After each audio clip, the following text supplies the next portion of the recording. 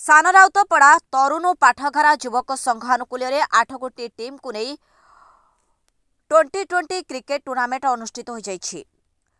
तापंग सह मुलीझर हरिपुर सह फुसुनपुर उद्यापनी उत्सव में मुख्य अतिथि भाव में राज्य कार्यकारिणी सदस्य तथा विधायक प्रार्थी कालूचरण खंडायत राय, पूर्वतन सरपंच गोपाल कृष्ण जेना, पूर्वतन समिति सभ्य Ashok Chandra Patra, Utkal public school chairman Shivprasad Pradhan, सरपंच किशोर चंद्र राउतराय, समिति सभ्य कादिर खान, निर्वाचन मंडली संयोजक किशोर चंद्र बराल, नगर साधारण संपादक त्रिलोचन दास, जिला युव मोर्चा संपादक जितेन्द्र प्रधान, रनर्स अप एमसीसी मुलीझर 8 विकेट 188 विजेता बीसीसी हरिपुर 8 विकेट रे विनिमय 225।